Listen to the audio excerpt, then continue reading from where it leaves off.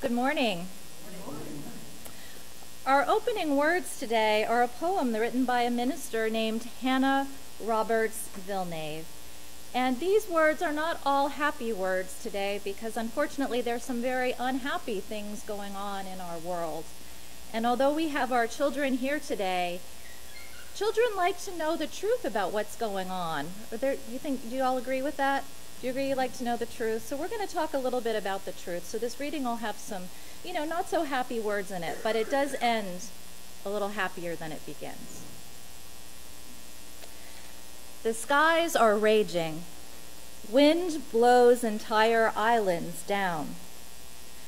One lonely home remains standing, with palms scattered, matchsticks on the shore.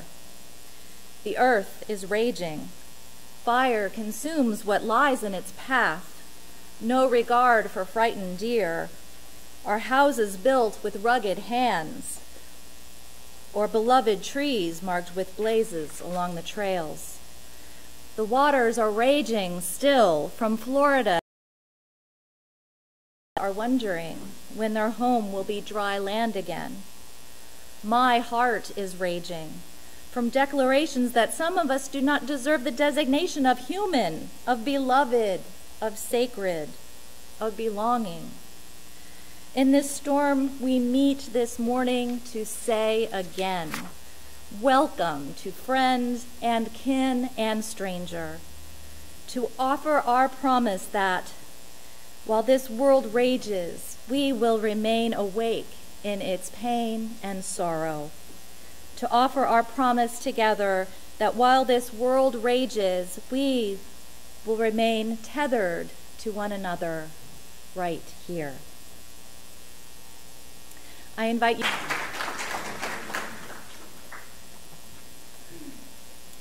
Our meditation reading today is a responsive one. I will read the beginning of each slide on the screen, that's the part in white, and I will ask the congregation to join in reading the last line on each slide, which is blue. And we will read the last slide all together, and since you won't know when the last slide is the last slide, I will prompt you. Some people say that I am one thing. Others say that I am many. Ever since the world began, I have been moving in an endless circle. Sometimes I fall from the sky.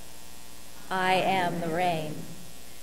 Sometimes I cascade. I tumble down over moss-covered rocks, through forest shadows. I am the mountain stream. At the foot of the mountains, I leap from a stone cliff, spiraling, plunging. I am the waterfall. In the shadows of the mountain, I am still and deep. I fill and overflow.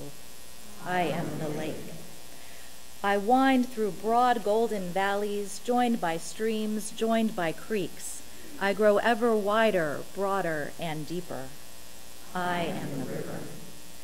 I pass through a gateway of high stone palisades, leaving the land behind.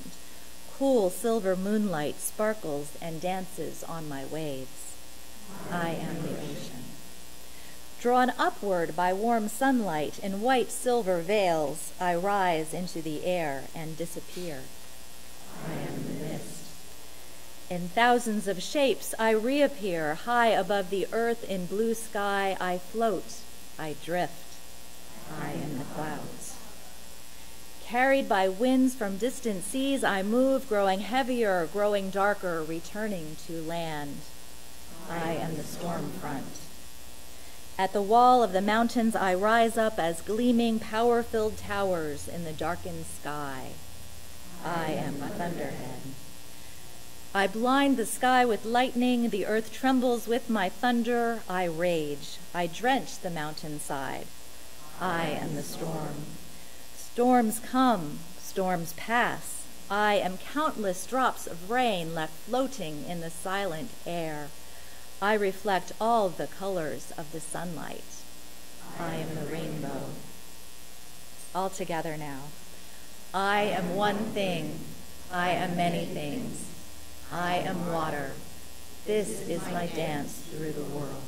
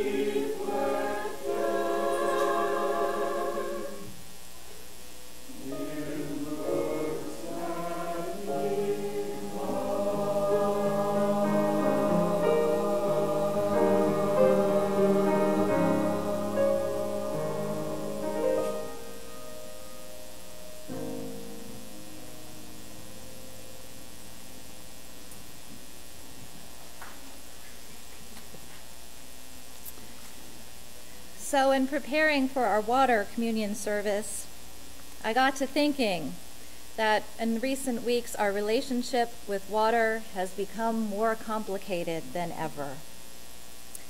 We have worried over water being pushed by wind into our homes, water coming in through the roof, or up from the ground in storm surge. Houston and other areas of Texas and Louisiana experienced a deadly overabundance of water, the thing we are celebrating today. And while there is too much water in some places, there is not enough in others. Thousands, maybe millions worldwide are living without reliable access to clean drinking water. And then massive wildfires continue to burn where water is lacking. Water is a blessing when it comes in the right amounts. Too much water or too little water is something different altogether. As we hold in our thoughts and prayers those in Florida and states beyond that are in the path of Hurricane Irma, who have been impacted or soon will see the impacts of too much water along with too much wind, our relationship with water is indeed complicated. But yet we will continue today with our water communion ritual.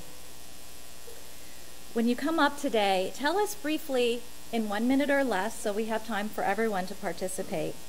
Tell us where your water is from, but much more importantly, after you pour your water, tell us what you bring to our congregation.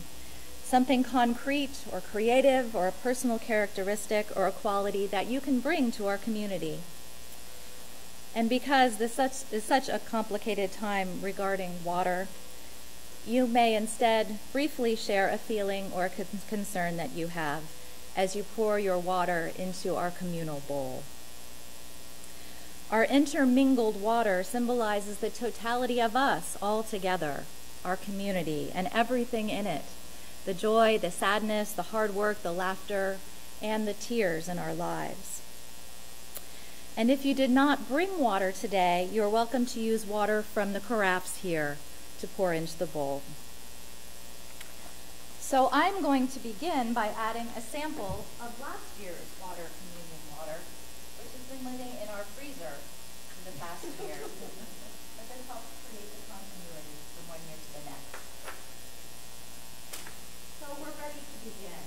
Please come up and line up in the aisle to decide when you're ready. So we have a lot of Corpus Christi water this year for many good reasons. We have sweat in the bowl. We have water from far and wide. I think a water that's holding all of our joys and sorrows and fears and concerns. So I think this water deserves to be blessed. But before we do that, I think we should sing our closing hymn. Please rise and body your spirit.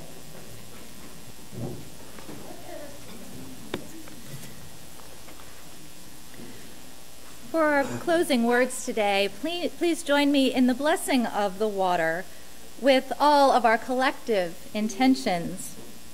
Now, I will speak some lines, and when I cue you, you will respond, "This water is sacred." So let's practice. This water is sacred. All right. And I'm going to ask Lauren to hold up the water and maybe come up on the chancel so that it catches all of our collective intentions. This water is sacred. It is made sacred by the many hands that have poured it with intention and love, the many stories that each drop contains, the many lives surrounding it in this unique moment, connected by commitment and faith. This water is sacred. May it continue to flow through this community with shining reflections of the unique gifts that flow through each of its members. This water is sacred. May it continue to nurture this community with sustaining hope that we journey together through ripples of growth and change. This water is sacred. May it continue to bless this community with loving reminders of our collective responsibility to one another and the world. This water is sacred.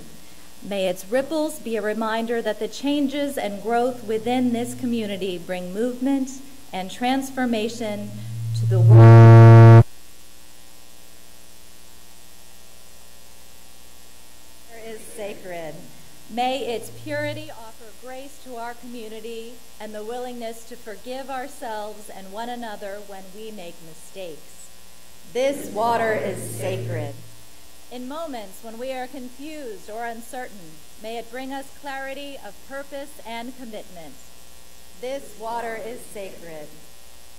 In moments when the reservoir is drained by sorrow or pain, may it nourish them with the knowledge that we are surrounded by a deep and abundant love. This water is sacred. Amen, and blessed be. So my friends, our service has come to a close. I invite you to go in peace, go with thoughts and prayers to those in Florida and beyond, and go knowing that we